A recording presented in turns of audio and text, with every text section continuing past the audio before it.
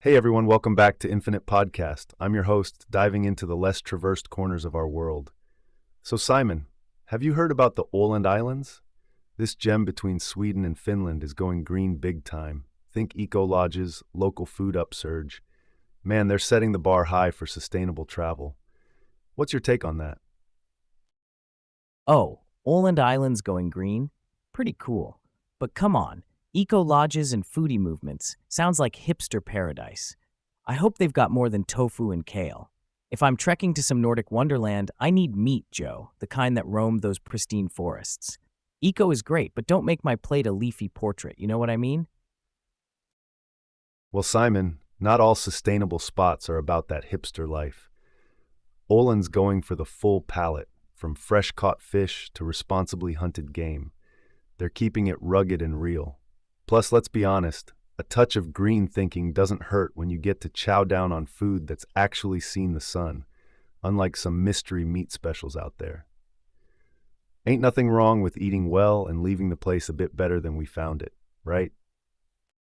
Absolutely, Joe. You hit the nail on the head. Who doesn't love food that's fresh and full of sunlight? And hey, leaving a place better than you found it, that's a philosophy I can get behind. It's like going to your buddies for dinner. You don't just eat and run. You help clean up, maybe leave a nice bottle of wine behind. It's about respect, right? Plus, catching a break from those mystery meat specials is always a win in my book. All right, respect is one thing, but let's not get too romantic about it. I mean, responsible tourism is great, but it shouldn't feel like you're on an eco boot camp when you're vacationing. And the Åland Islands better not be charging me a fortune just to sleep in a bed made out of recycled newspapers or something. It's got to be the right balance, Simon. You get these high-end eco-lodges pricing regular folks out. Where's the eco in that? Just saying, they've got to keep it accessible if they want us all on board. Ha, Joe, a bed made of recycled newspapers? Maybe they'll throw in a pillow stuffed with shredded tax returns for extra comfort. But seriously, I get the eco vibe, but let's hope they don't skimp on the basics. If I wake up with yesterday's headlines imprinted on my cheek, I'm billing them for my new face tattoo. Eco-friendly or not, nobody wants to start their day as a walking newsstand. Point taken, Simon. Comfort's key, eco or not. Nobody wants a literal newsflash on their face come sunrise. Let's hope Åland strikes the right balance. Green comfort without the front page morning after. You know what'd be wild, man? Waking up as a human billboard in an eco-lodge. Hey, look at Steve. He's got the weather forecast on his forehead. Hey man, gonna rain today or what? It'd be like waking up inside Twitter, except it's your face trending. Now that's a forecast I'd pay to see. But let's not get ahead of ourselves. We all want Åland Islands to stay quaint, not turn into a theme park of eco-mishaps. The charm is in its authenticity, not gimmicks. Keep it real. Maintain the Nordic magic without turning every guest into a walking comic strip. How about that? Ah, Joe, you're spot on. Let the magic be in the raw beauty of Åland. No frills needed. The true oddity and charm is in being unexploited, untamed. We don't need a circus act to feel connected to a place. Just give us the fjords, the dark rye bread, and let the northern lights do their thing overhead. Keep it pure, no funny business. Oh, and if they really want to keep things pure, maybe skip the Wi-Fi and just give us a carrier pigeon. Gotta stay on brand with that old school Nordic vibe, right? Just imagine tweeting, literally, through a window. Hey, new listeners, you're tuning into Infinite Podcast with your buddies Simon and Joe. Quick update, we've been chatting about the Åland Islands, a slice of Nordic glory tucked between Sweden and Finland. They're all about keeping travel green without losing that down-to-earth charm. Think sustainability with real food and maybe even carrier pigeons instead of Wi-Fi. Want authentic? Åland's got it in spades. Ha! All right, folks, let's roll with it. Forget scrolling through your phone. Åland's saying, come out here, get lost in the wild, catch your own dinner, listen to the waves, not your playlist. It's primal, man. This is where you tap into that inner Viking, not your Instagram feed. Real experiences over virtual likes any day of the week. That's living. So, Joe, do you think most folks are ready to ditch their screens and get all Viking? Or is this eco journey catering to just a tough bunch of adventure seekers? Hard to say, Simon. Some will dive right in, but others, they'd miss their screens more than coffee. It's a niche thing. Åland won't be everyone's cup of Nordic brew. Yeah, Joe, it's a unique mix. Those looking for wild authenticity will eat this up. Others, afraid of Wi-Fi withdrawal, might stick to their local Starbucks. But that's the beauty, right? The Åland Islands aren't trying to be your typical hotspot. They're like that indie band you love because they refuse to go mainstream. Let's hope they keep that unspoiled charm, rugged, real, raw, and don't cave to cater to every screen-starved soul out there. Totally. The Åland Islands are playing their own tune, staying off the beaten track. And isn't that what draws us to these unexploited Nordic gems? The thought of discovering something untouched. It's gold for the soul. But hey, who knows what other oddities await in Åland's untouched corners? Time will tell. Speaking of untapped gems, Joe, that vibe isn't just up in the frosty north. Take Butrint over in Albania. Talking ancient cities, we've got a major league time capsule right there. It's like nature wrapped up history in a bow and said, here, have a mystery with your coffee. Byzantines, Romans, it's a historian's dream picnic. No kidding, Simon. Butrint's wearing centuries like layers of paint on an old masterpiece. You think visitors really grasp the weight of its history, or are they just checking it off their travel list? Most are list checkers, Joe. But for the history geeks, they're feeling the ghosts around them. That's their Disneyland right there. List checkers, sure, the ghosts need an audience too. But it's not just about walking amongst ruins. Every stone in Butrint has got a story screaming to be heard. Imagine the drama those old walls have seen, empires clashing, secrets whispered in ancient halls.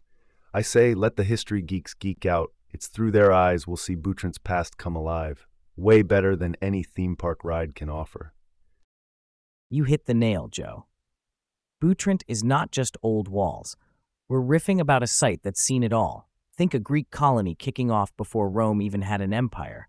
It's got tales wrapped in its amphitheater, its baptistery with those wild mosaic floors. Even Caesar and Pompey duked it out here for the Roman world. How's that for a high-stakes drama venue? And let's not even start on those Byzantine bigwigs who strutted around Butrint like it was their backyard. This place is a historian's all-you-can-eat buffet, man. An all-you-can-eat history buffet. Love that. But it's not just for historians. The intrigue's there for anyone. Imagine strolling through the same gates where Byzantine elites once schemed their way to power. This isn't just reading about history. In Butrint, you're walking right through it.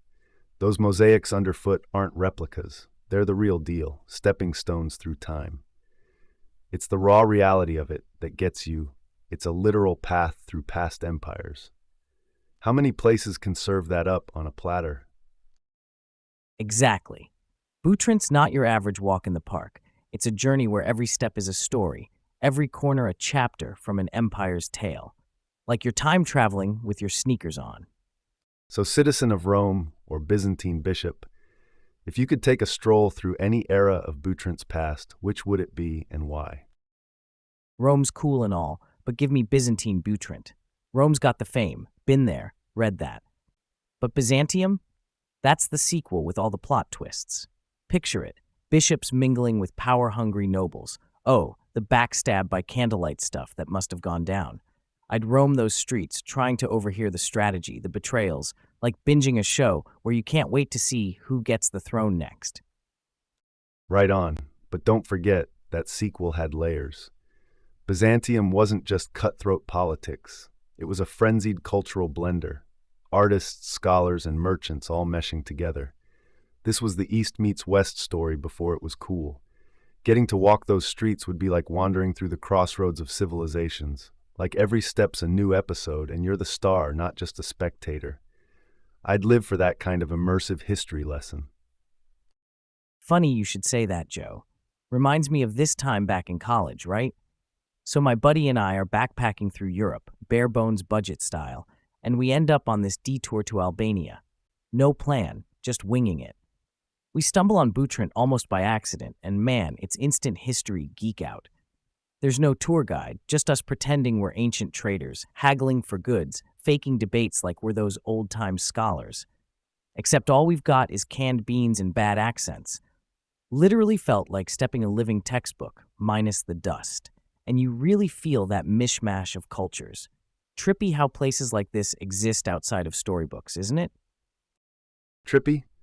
Sure, Simon, but let's not romanticize too much. Pretend all you want with your buddy, yet it's easy to forget the real people who lived those textbook lives. We swoon over their mosaics and ruins while glossing over the nitty-gritty, the power plays, the daily grind, the real hustle of ancient life. It wasn't all scholars and traders. For most, it was just survival. But hey, isn't that contrast what hooks us? The glory we imagine versus the gritty reality, that tension is what really makes Butrin's history pop. You're spot on, Joe. You feel that humbling punch, right? Real folks hustling, just trying to make it another day. And here we are, centuries later, walking the same ground, all awestruck. It's a reality check, makes you appreciate not just the history, but their humanity. They had to deal with life without any of the conveniences we take for granted. Talk about resilience. It gives their tales weight, makes that walk through Butrin a whole lot more profound. No doubt about it, Simon. Butrin's layers go deep. It sat like a fly on the wall through epochs, from a Greek colony to part of the Roman Empire, then later the Byzantine, a hub for culture and commerce along that Adriatic coast. The theater there dates back to the 3rd century BC, and those famed mosaics in the baptistery, that's 6th century artwork likely walked on by early Christians.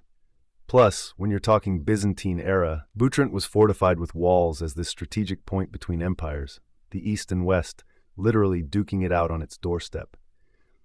That sheer resilience and gritty reality of daily ancient life are woven into every relic and ruin on site. Echoes of persistence we only taste on our smartphones when the Wi-Fi's slow. It puts modern struggles in sobering perspective. Funny, talking about ancient Wi-Fi. Reminds me of this time, Joe. Me and my cousin, total tech junkies, right? We're in this deep backcountry hike, 0 bars on our phones, nothing. 2 days, completely off-grid, having to actually talk face-to-face. Imagine that. The silence was deafening, like we just stepped out of a time machine. Makes you realize how these folks back in Butrint might have felt. They lived without any instant fixes or Google to answer their questions. Everything took time, effort. The simplest thing took 10 steps more than what we do now with a few taps on our screens. Playing board games by candlelight for fun because there's no Netflix. And here we were, freaking out over a dead battery, while they were probably staring down real-life battles on those same stones. Puts things in perspective, doesn't it? Our problems aren't really problems, they're inconveniences. Absolutely puts it in perspective. Shows how wired we are today and always plugged in, right? We blink at a loading screen and feel like the world's ending. Meanwhile, folks back in Byzantine Butrint would just be getting started with their day. Makes you wonder about all the mysteries they dealt with daily without the help of tech. A conversation for another day, perhaps. Man, Joe, from ancient life, adapting without tech to today's quirkiest travel hurdles. Speaking of hilarious customs, have you ever heard about Nauru's immigration laws? This small Pacific island doesn't mess around. Imagine landing there and finding they don't even have a proper embassy building. Picture trying to blend in with the island vibes, but also sweating over these wacky travel policies. Travelers just looking for some sandy fun find themselves playing Who's Got the Weirder rulebook. Oh, Nauru is quite the trip, literally and figuratively. This coral island, smack in the middle of the Pacific, has some surprising curveballs for visitors. No embassies mean it's a DIY adventure from start to finish. Need a visa?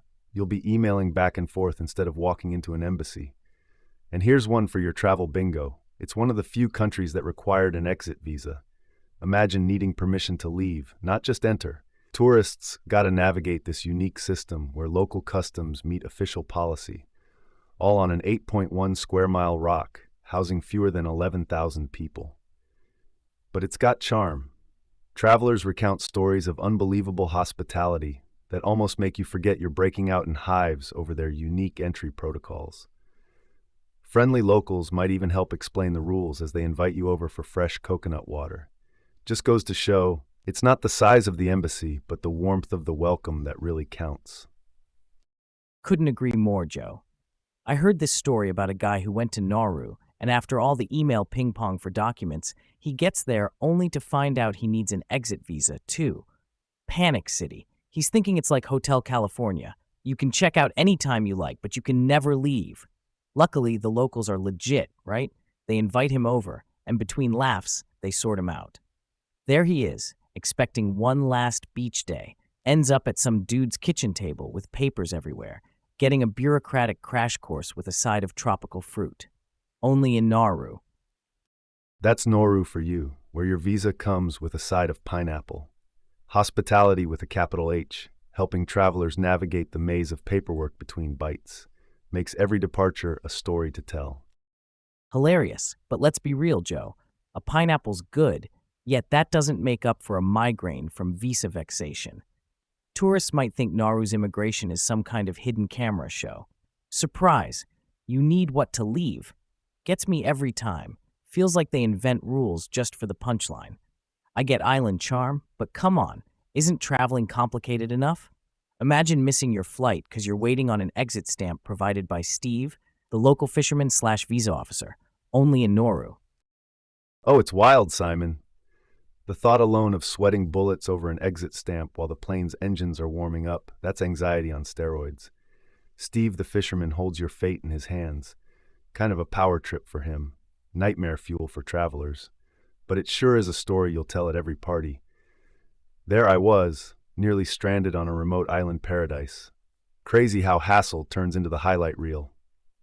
Hey, fresh listeners, you just jumped into our little chat about the tropical funhouse that is Nauru. Don't let its size fool you. This tiny island's got some big-time laughs with its quirky immigration vibe. We're swapping tales of tourists taming the paper dragon, needing exit visas, and relying on super-friendly locals to expertly navigate leaving paradise. So picture getting a visa while sharing pineapple apple slices. That's Nauru for ya. Honestly, Simon, the comedy is in the contrast. Nauru's no man's land of modern bureaucracy meets tropical chill. I can't help but chuckle at the thought of wearing flip-flops in a government office while trying to explain why I need an exit visa. It's like they took island time literally into their policies. You've got to have a sense of humor when traveling there. It's part of the adventure. Adventure? More like a live-action RPG, Joe. You land there thinking you've got it all sorted out, then bam, you need an exit strategy worthy of a heist movie. Jokes aside, though, it makes you ponder. Is this intentional comedy by the Nauruan officials? Are they sitting back, enjoying the show as tourists scramble? It's less island time, more island prank time. Like, come for the beaches, stay, because you literally can't figure out how to leave. But hey, that's one way to boost tourism. Trap them with paperwork. You're not wrong, Simon. It could feel like you're caught in an endless loop of Groundhog Day, Island Edition. Okay, so I don't genuinely believe they're pranking tourists. But you can't deny the comedic gold. It's 1 part bewilderment, 2 parts tropical adventure. A cocktail Nauru serves up with a wink. And maybe there's a method to the madness. Like you say, keep 'em longer, show 'em the sights, and just maybe they'll chuckle about it, eventually. Definitely. But Joe, do you ever wonder if travelers actually get used to this Nauru loop? Like, does the initial panic settle into a kind of this is just how it's done here vibe? I'd bet they do, Simon. Once the shock wears off, travelers probably start vibing with the Nauru loop. It's like a bizarre rite of passage. Get through this and you can handle any travel hiccup in the future. Instead of frustration, it becomes part of the charm, a unique tale of survival in the traveler's diary. Remember that time in Nauru begins yet another epic story at hostels worldwide. Yeah, what starts as a you won't believe this kind of yarn ends up being a badge of honor. It's like every tourist who leaves Nauru joins an exclusive club. Still, I can't help but wonder what other wild custom stories are out there, hiding on some distant shores, just waiting to be shared. What do you think, Joe? For sure, the world is ripe with unique border-crossing tales. Speaking of island nations, this brings to mind Tuvalu, another Pacific gem, but with a more sobering storyline. It's not quirky rules that threaten its visitors' experiences, but rising sea levels, a real test for conscious travel principles. Tuvalu's literally sinking, Joe. Like watching your favorite beach fade with each wave. We're talking about a nation that's fighting against becoming a modern-day Atlantis. Tourists can still visit, sure, but there's this shadow hanging over. How do you enjoy paradise knowing it might be gone tomorrow? It's this fragile beauty that makes you think twice about your footprint when traveling. Makes me reckon we should chat about eco-friendly travel moves, right? How can our listeners tread lightly in such delicate spots? Absolutely, Simon. Tuvalu is a stark reminder of our climate crisis, a cautionary tale in the flesh. We've got to flip the script and think of travel as a privilege that comes with responsibility. It's about leaving the smallest footprint possible, taking direct flights, supporting local economies without feeding the problem, and spreading awareness. Every traveler has a part to play, much like every drip contributes to the rising seas. Let's be those who help keep islands like Tuvalu on the map, not just in history books. I'm with you on keeping Tuvalu above water, metaphorically speaking. But let's poke the bear a bit here, Joe. Aren't direct flights kinda elusive for such remote places? Sure, it's great to say fly straight there, but most folks are hopping 2, 3 planes easy, and the awareness spreading sometimes feels like preaching to the choir, don't you think? The real challenge is turning that talk into action. Less hashtagging paradise, more actual groundwork. So listeners, get this. Vacationing responsibly isn't just some trendy fad. It's about ensuring gems like Tuvalu aren't lost, becoming footnotes under our watch. That's no souvenir you want to bring back. Oh, you're hitting the nail on the head there. Direct flights are unicorns for spots like Tuvalu, sure. However, it's about making the best choices within the options we have, opting for airlines with carbon offset programs or ones that take environmental pledges seriously. As for preaching to the choir, I hear you. But sometimes, Simon, the choir needs a new song. We can't just be like, save Tuvalu without changing our own tune. That groundwork you're talking about? It's about transforming those hashtags into hands-on action. Bottom line, don't just pass through these places snapping pics. Invest in their survival story. Make shifts in your travel style. Consider it your ticket to truly helping, not harming, the next paradise on your bucket list. Hey, fresh ears popping in. Simon here, with the lowdown on today's serious chat, but with our classic upbeat spin. We're unpacking Tuvalu, gorgeous Pacific Island nation, but sadly, on nature's front line with rising seas knocking at its door. Joe and I are talking responsible travel, throwing ideas around about how to keep these slice of heaven spots shining by traveling smarter and greener. Think carbon offsets, supporting local, real eco work, the lot. So strap in, content cravers, because we're diving into how you can vacay the right way and help places like Tuvalu thrive, not just survive. Well, Simon, here's the deal. You want to experience these amazing places like Tuvalu, you've got to be smart about it. If we all start doing our part, like picking the right airlines, staying at eco-friendly spots, maybe even getting your hands dirty with some local conservation projects, you make a difference. That's what counts. It's like working out. You can't just show up at the gym and take selfies. You've got to put in the work. Same with sustainable travel. No shortcuts. This ain't just for brownie points. It's our planet, man, and every bit helps. Totally, Joe. Hitting the gym for real gains, not just snaps. Love that angle. So what's your take then? How do our listeners make those responsible choices without feeling overwhelmed by all the do's and don'ts of eco-travel? Simon, let's break it down. First off, understand the basics. Tuvalu is grappling with climate change head-on, right? It's about a foot above sea level, max. So those picturesque vistas are under constant threat from even the slightest sea rise. That's the backdrop we're working against. Now, facts for thought. Tourism normally contributes to GDP, but also leads to environmental degradation if not managed well. Here's the play. Choose accommodations that reinvest in local communities and sustainability. Engage with tourism that supports conservation efforts and respects cultural heritage. Keep flights minimal. Offset when you can't avoid connections. And while on the ground, be mindful of waste, water usage, and respecting natural habitats. Listeners need to grasp every choice casts a vote for the kind of world you want to live in and visit. Aim to leave positive impacts on Tuvalu and similar destinations. Small ripples can turn into big waves of change. Joe, let's play devil's advocate here. We say choose sustainable accommodations, but let's be real. It's not always crystal clear which ones are the legit deal or just greenwashing their image with a couple of solar panels. And this notion about minimal flights, the journey to these remote islands, is practically an odyssey. So, how does our average Joe or Jane make sense of it all without getting eco anxiety? Because while we should aim for those small ripples, mate, it gets murky quick. People love the idea of saving the planet until they realize they've got to swim through a sea of eco labels and certifications just to book a guilt-free hotel room. But hey, challenge accepted. Let's help cut through that noise. All right, hot shots out there listening in, you want the real talk on responsible travel? Stick around, because we're peeling back the layers of this eco-onion without any tears. Promise. Well, maybe just a little saltwater splash from the rising tides.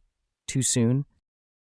All right, Simon, you've thrown the gauntlet down. Navigating the eco maze is part and parcel of making those travel choices count.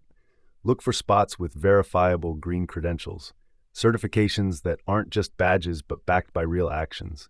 Use resources like sustainable travel guides or platforms dedicated to ecotourism which vet those claims for you. And as for flights, it's a last resort. If there's no other way, make that flight worth it. Stay longer, immerse yourself in the community, and leave a positive legacy behind. Everyone tuning in, remember this: imperfect action beats perfect inaction. You might find it difficult to be 100% eco-perfect, but each mindful step adds up. Going green ain't black and white, it's full of nuance, but you jump in, do your homework, and make the best call possible. Let's navigate these tides together and help keep islands like Tuvalu on our blue planet's map. Hey Joe, get this. If we were all as careful with our travel plans as we are with picking the perfect Netflix series for the night, places like Tuvalu might just stand a fighting chance. Haha, Simon, you're spot on. Reminds me of this cabin I rented once, way off in the Scottish Highlands. No Wi-Fi, no cell service, just nature and a bunch of sheep for company. Now, like picking a show, I had to sift through options, do the research, and trust me, that was an eco-friendly spot before it became cool. Solar power, rainwater collection, the whole 9 yards. I stayed a month, completely unplugged, tuned into the environment. You learn what sustainable living feels like, the work that goes into it. Came back with a new respect for places like Tuvalu, realizing if we invest time making informed choices, it's a game changer, not just for a vacation, but for the planet. It starts small, man, like choosing where to binge watch sheep instead of the screen. Right, so here's another angle. What if fully unplugging and going off-grid isn't everyone's jam? Like, sure, that sounds amazing for some, but others might freak at the thought of no Insta updates or GPS. There's a valid point in saying travel should cater to varying comfort levels. Plus, not all eco options are affordable or accessible. That month you spent with just sheep for friends was top-notch for you, but others need a taste of home. It's about balance, innit? We can't pressure people into one-size-fits-all solutions. Gotta have options, so even the tech-loving city folks can support places like Tuvalu in their style without breaking the bank or their sanity. Diversity in eco-travel means more people on board making a difference. Absolutely, Simon.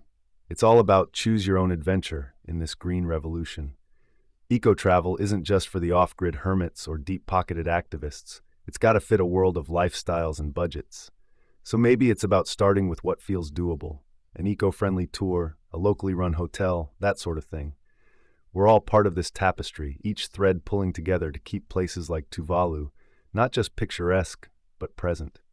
Listeners, how can we bridge those gaps between varying comfort levels and the need for sustainable action? How do you see yourself fitting into that picture?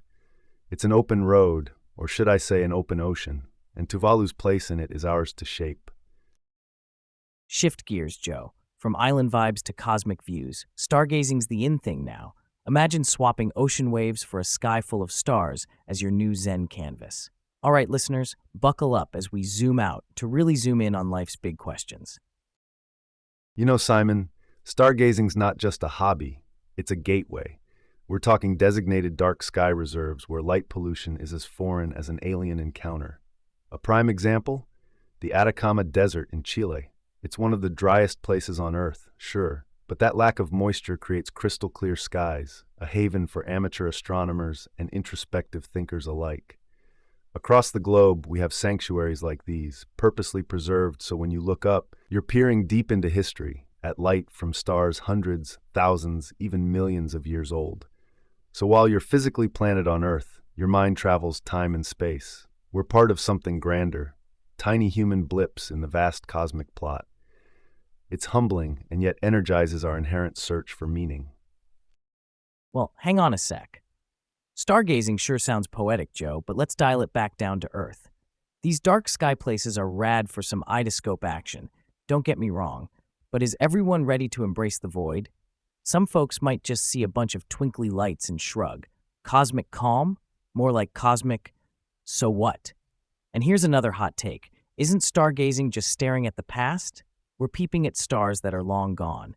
What about the now, the hustle and excitement right here? Maybe not as tranquil as ogling billion-year-old photons, but there's gotta be space in our lives for the up-close wonders too, like flipping pancakes or splashing in puddles. Don't mind a bit of universe gazing, but let's keep one foot galaxy side and the other in the good old mud of planet Earth. Life's about balance, right, listeners?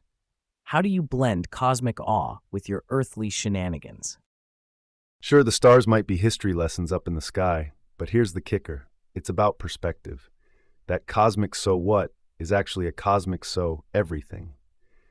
Stargazing connects us to the now by showing how vast now really is. It's past, present, and future all at once.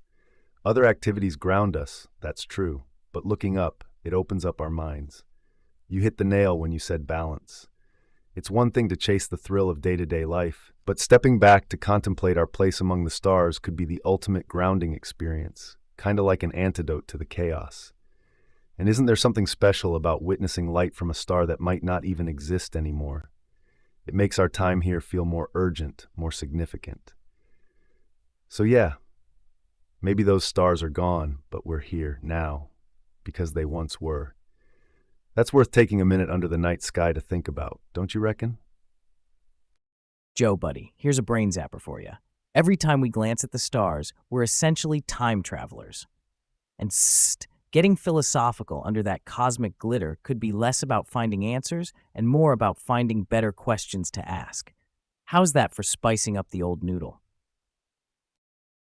Man, Simon, you've cracked the code. Stargazing as time travel? That's genius. It's less about the destination and more about what we discover on the journey. The ultimate Q&A session with the universe.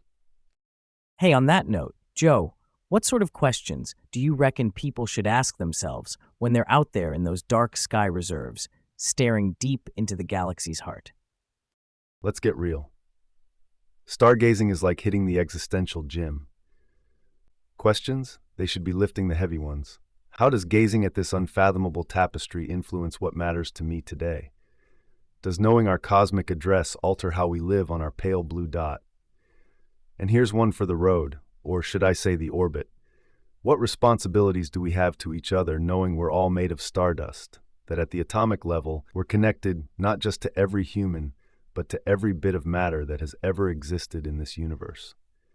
So folks, next time you're out there under the stars, let your thoughts wander to infinity and beyond. Then snap back to Earth and tell us, how does that cosmic voyage change you? You ever look up at all those stars and just think, man, if the universe had an electric bill, that thing would be astronomical. But seriously, existential workouts are great and all, but remember, no one's seen a shooting star and gone, ah, fascinating cosmic debris. No, you make a wish. Keep it light. Keep it magical. Haha, right you are, Simon. The universe's light show is cost-free and utterly priceless. Whether we're pondering life's mysteries or simply getting lost in the moment, making wishes on cosmic rubble, it's about that connection between us, the cosmos, and a good old dose of wonder. So listeners, when was the last time you wished upon a falling star? And hey, what do you think happens to those wishes? Let's keep our eyes on the skies and our conversations full of stardust. Yeah, wishes and stardust. They connect us to those ancient mariners who really kicked off the celestial craze. Instead of making wishes, these guys used stars as their Google Maps. No joke, they navigated oceans using just the night sky. You've got the Vikings rocking out with the stars, Polynesians cruising the Pacific, all tuning into starry GPS before it was cool. Absolutely, Simon. I mean, consider the ancient Phoenicians sailing the Mediterranean and beyond using celestial navigation some 3,000 years ago. And we're not just talking seat-of-your-pants stuff. They had it down to an art form, observing the stars' positions at different times of the year to guide their voyages. Then there's the Antikythera mechanism, this analog astronomical computer from ancient Greece, dating back more than 2,000 years. It's proof that our ancestors were calculating complex celestial events long before modern tools came into play. Let's not forget how the stars were woven into folklore and religious texts, where places like the Pleiades weren't just pretty clusters, but also signified time for agricultural activities or seasonal changes across various cultures. Astrotourism isn't new either. Take the ancients visiting Stonehenge or the Great Pyramids, likely both serving as monumental waypoints on Earth, mirroring the heavens. People have been lining up for a cosmic show at these sites since their creation. History shows us humans have always sought connection and meaning through the stars. So next time you follow your phone's GPS to the nearest coffee shop, remember, you're partaking in a tradition as old as civilization itself. Hold on, those ancient stargazers were onto something, but let's not romanticize it too much. Sure, the Phoenicians were slick navigators, but you bet there were times they just ended up circling the same wave for hours. And the Antikythera mechanism? Imagine trying to reboot that thing when it crashes. Nope, give me a smartphone any day. Stonehenge and the pyramids as tourist spots? I reckon half the time people were there because they mistook them for the world's first shopping malls. Come see the mystical rocks. Also, we've got great deals on togas and sandals. For all the star navigation romance, Joe, our ancestors were probably just like us, pretending to know where they're going, but really just hoping they wouldn't get lost at sea or in the desert, or on the way to Dave's epic toga party. You've got a point. Let's not forget the ancient seafarer adrift at sea, cursing the stars when all they needed was a lighthouse, or Dave's place lit up like a Roman banquet. Ancient tech glitches and shopping mall-sized monuments aside, maybe our ancestors were onto something with less screen time and more star time. Sure, the ancients might not have had our tech, but they did have one thing we're losing: night vision. With all this light pollution today, good luck finding Polaris in a city. Maybe instead of "there's an app for that," it should be "there's a star for that." How wild is that? Our ancestors could read the night sky like a book, and we're here squinting at our screens, probably missing the Big Dipper from right under our noses. It's like bow hunting versus playing a shooting game. We've got to get out there and exercise those primal skills. Let's ditch the city lights, reclaim our night vision, grab a compass, that's nature's app, and really connect with how humans were meant to navigate. Primal skills, huh? Good luck with that when the only wild thing you've navigated recently is the shopping mall on Black Friday. But sure, let's dump our phones and get hopelessly lost under the stars. Sounds like a party. Nature's app? More like nature's trap for the directionally challenged. But hey, maybe there's something to stumbling around in the dark. Builds character, or so I've heard. Haha, Simon, you nailed it. There's a certain charm to being cluelessly adventurous. Getting lost is pretty much the new finding yourself, right? And if stumbling around in the dark builds character, then those Black Friday warriors must be full of it. But imagine the stories we'd have when technology takes a back seat to good old-fashioned disorientation. It's all about making memories, even if it's circling the same tree thrice. So Joe, what's the most memorable lost in the wild story you've got? Did you find your inner compass, or did you just find a new appreciation for street signs? All right, you want a lost in the wild story? Well, I've got one. Years back, I was camping, a real off-the-grid spot. You'd think with my scouting history, I'd be a regular Daniel Boone, but nope, pride comes before the fall, or rather, before getting utterly turned around in the woods. It's twilight, and I've wandered too far from camp. The dense trees have swallowed up any path I thought I knew. Now there's me. Zero cell service, of course. My phone might as well have been a brick. But here's where it gets good. I calmed down, remembered the basics of celestial navigation. Thank you, random history books. Found the North Star, drew an imaginary line down to the horizon. Lo and behold, this gave me enough bearings to head back towards where I came from. It was slow going, a few wrong turns for sure, but slowly, old-school star guidance edged me back to camp. When I finally saw that campfire flickering, it felt like winning a marathon. What did I learn? Humility big time, and that basic knowledge of the stars as guides, not just twinkling lights, can save your bacon when the chips are down. So folks, remember, look up, get informed, then go ahead. Get yourself naturally lost. You might just find something worth discovering. Nice try spinning it into a heroic tale, buddy. But let's be real. You were probably sweating bullets. I mean, celestial navigation makes you sound like some wise sage, when really you were likely just thinking, please don't let me get eaten by a bear. It's cool, though. We all love that moment of victory, especially when it's over our own blunders. Just admit you kissed the ground and promise never to leave your tent without breadcrumbs again. No doubt, Simon. I was one step away from crafting a "Help I'm Lost" sign in the dirt. And yeah, when I saw that campfire, the ground looked pretty kissable. Breadcrumbs, more like GPS breadcrumbs next time. Gotta hand it to our ancestors, though.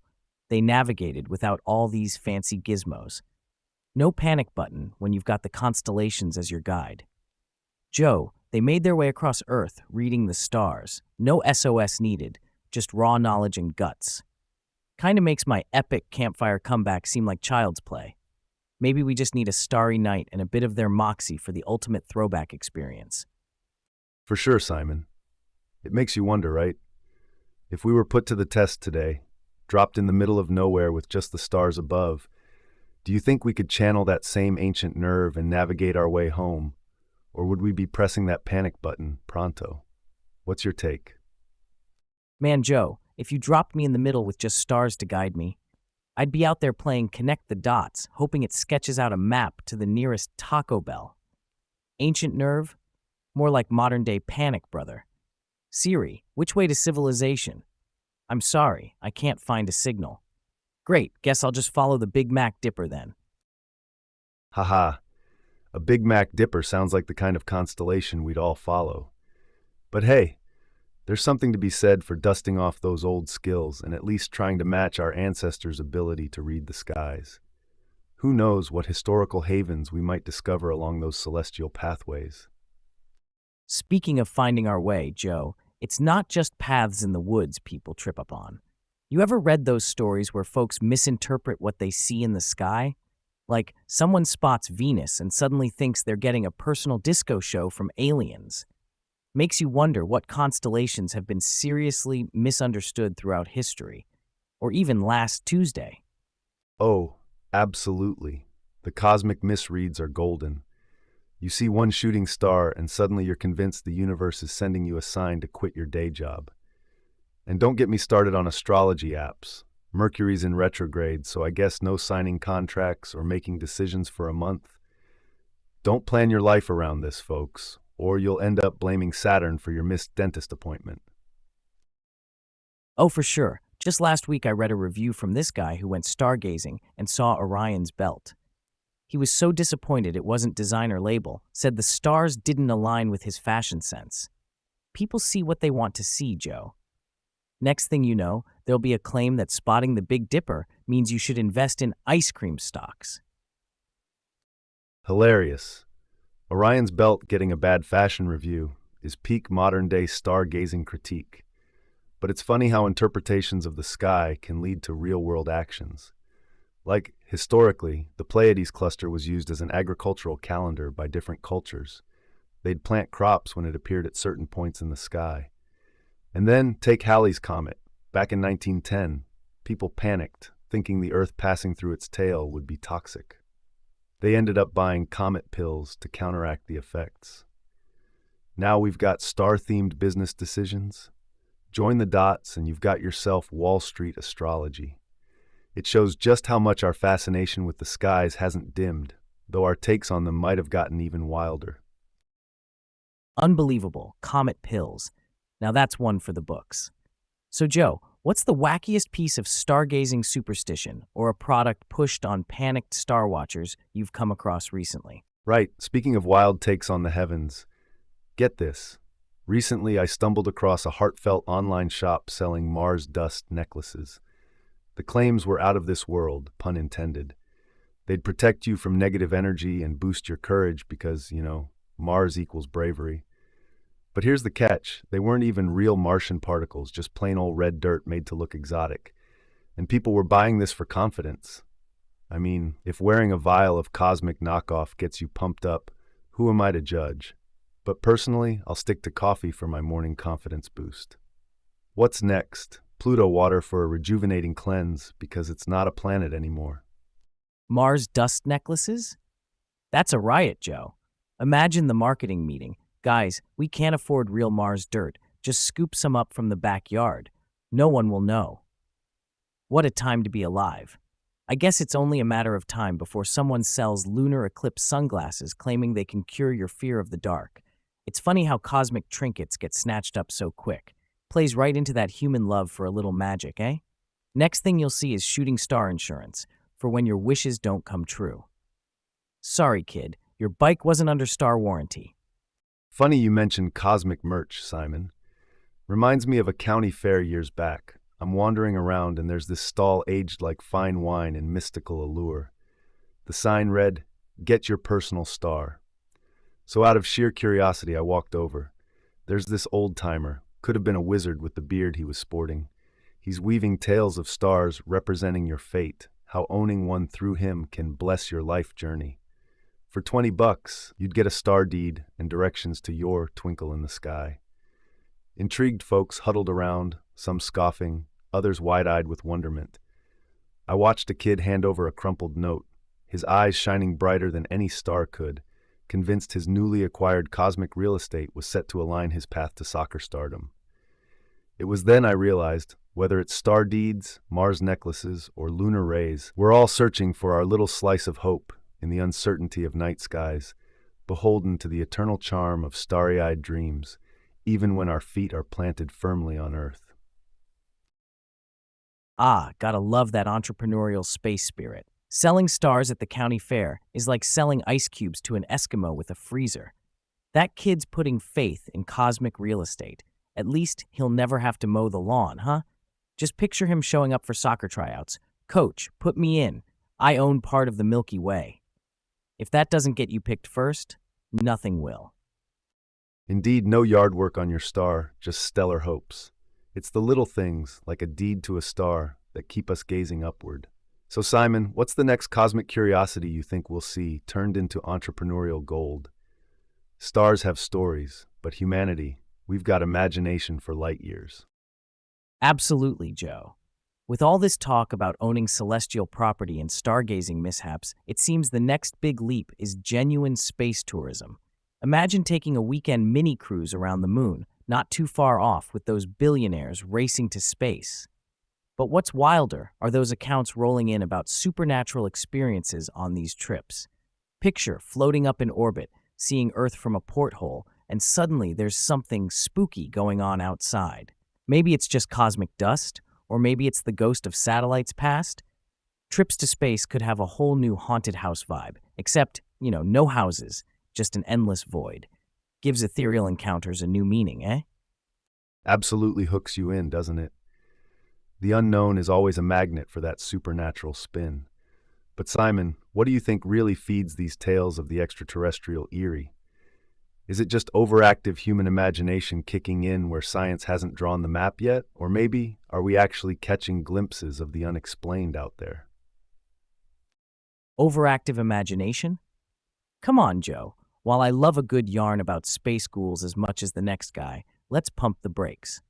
Our brains are hardwired to see patterns and make stories out of nothing, especially in space, where the unknown gets our neurons firing like a supernova. Humans get spooked by their shadows. Toss them in zero-G with some weird light reflections, and they'll think ETs come for dinner. It's not otherworldly encounters. It's human nature dressed up in a spacesuit. You nailed it, man. It's fascinating how quick we are to jump to the ET conclusion when something odd happens in zero G. But like you said, when humans are in weird situations, floating around in the cosmos, our brains just start reaching for explanations. And sometimes that's little green men or ghosts of Mars. The crazy thing is, as space tourism becomes more common, we're going to see a whole lot more of these cosmic ghost stories showing up. And I can't wait to sift through those and figure out what's really going on or not going on up there. Oh, absolutely. The stories will explode. It's going to be like the Wild West up there with every minor glitch getting a supernatural spin. Picture it. I took a space selfie and captured an alien photobomb. Next thing you know, interstellar tourism isn't just about floating fun. It's ghost tours in orbit. Bring your own proton pack. But Joe, I'll bet my last chip that 99% of those encounters will be less about cosmic high fives and more about someone's helmet fogging up. Mark my words, when the first space hotel opens, half the reviews will be about the Aurora vibes and sleeping under a comet comforter. Well, Simon, the interstellar tourism industry is inching closer to reality. Companies like SpaceX and Blue Origin are working on making space accessible for those who can afford it by developing crafts like the Dragon capsule and New Shepard rocket. There's a factual basis to speculate about experiences in low-orbit flights. For instance, astronauts have long reported peculiar phenomena during missions. There's something called space adaptation syndrome, which affects human senses and orientation in microgravity. It can lead to some disorienting experiences that laypeople might misinterpret as supernatural. Plus, consider the psychological effects of isolation and confinement, known as the high seas, Hawaii Space Exploration Analog and Simulation, which studies folks in conditions similar to space. Participants sometimes experience sensory distortions that could be mistaken for otherworldly encounters. All these real sensations, combined with our penchant for narrative, and the added allure of genuine space photos possibly capturing unexpected anomalies, provide fertile ground for ethereal tales in orbit. Yes, we'll most likely hear about cosmic ghoul encounters, but usually there's a scientific explanation for those seemingly paranormal events. No doubt, those first space tourists will have stories wilder than a sci-fi convention. Can't wait to see which ones unravel into epic yarns and which boil down to plain old space tummy trouble. For sure, man, some stories are going to be over the top, all while someone's just trying not to hurl in their space helmet. It's like being on a roller coaster that doesn't end. The tales we'll hear will span from total breakthroughs to complete baloney, but it's all part of that human experience. We're curious creatures looking for adventure, and space is just the next frontier where our imaginations get to run wild. Buckle up. It's going to be a weird ride. Wild. More like bonkers, Joe. Here's my pushback. Space is awesome, but so much hype is setting us up for cosmic disappointment. You get to orbit expecting life-altering views, only to spend half the time queasy or bumping your head. And what about this? A dark smudge on your helmet turns into, "I've seen a shadow entity at the space station's window." Sure, we'll have stories, but I'm not buying a VIP pass yet to the next alien meet and greet at the UFO Club in low Earth orbit. We might need a Galactic Mythbusters shows up there soon. You've got a point, and it's actually pretty sobering when you think about it.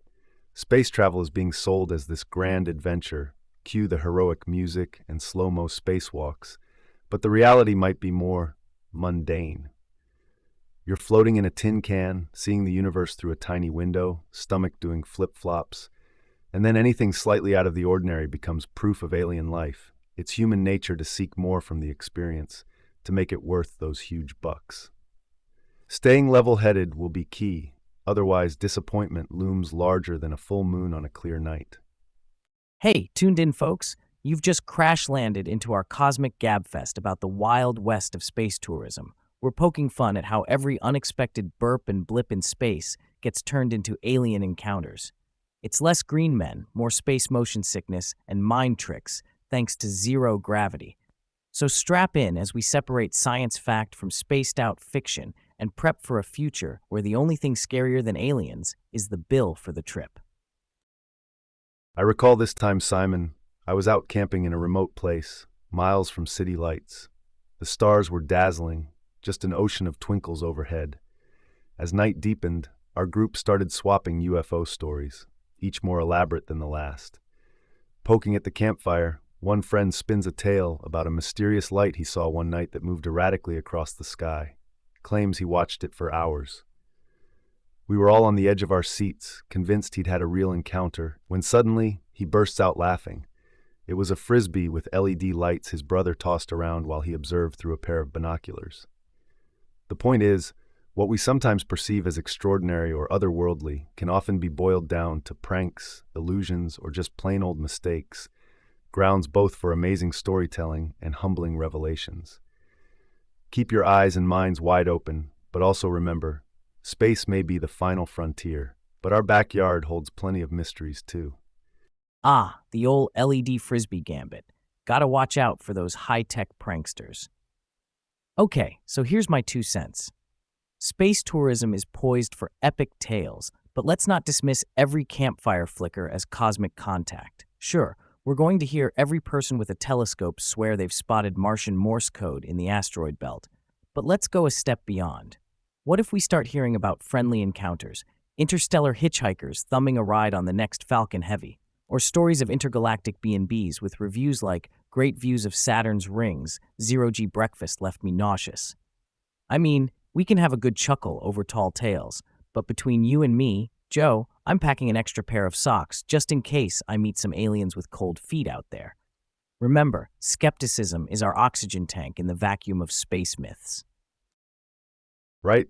Skepticism is our safety net out there in the unknown. But Simon, with space tourism inching closer to reality, what do you think will be the tipping point? When will these stories switch from sci-fi larks to genuine shared human experiences that actually hold up under scrutiny? That tipping point might come when the first tourist Instagrams their espresso with a UFO in the background. And it's not Photoshop. Real talk, it's all down to the gear and gadgets we take up there. The more people venture out, the better tech we get to document what's happening. But you can bet we'll be neck deep in sketchy space lore until someone streams a live Q&A with an actual extraterrestrial. Now, wouldn't that just flip the Conspiracy theories, tales as old as the space race itself. You know, there are still folks today who cling to the idea that the moon landings were staged. The funny thing is, we've got more tech in our smartphones than they had on the entire Apollo mission, yet some believe it was all a Hollywood set. Let's unpack these lunar legends and see if we can plant a flag of truth in a crater of doubt. Oh, the moon landing conspiracies might as well be made of cheese at this point. People love a good plot twist more than a rom-com loves an airport chase scene. It's got all the elements: Cold War drama, space race tension, and directors yelling, "Cut!" on a studio lot. But let's level here. You can't swing a cat in a conspiracy without hitting something like high-res lunar photos or moon rocks that have been studied to death. I think people just don't want to believe humans can pull off something so wild without a green screen involved. And psychologically, who doesn't want to be the one who knows what's really going on? Like they've got the secret scoop. Makes you feel special, huh? But come on, would thousands from NASA keep mum on this for 50 plus years? I'd crack before the first commercial break.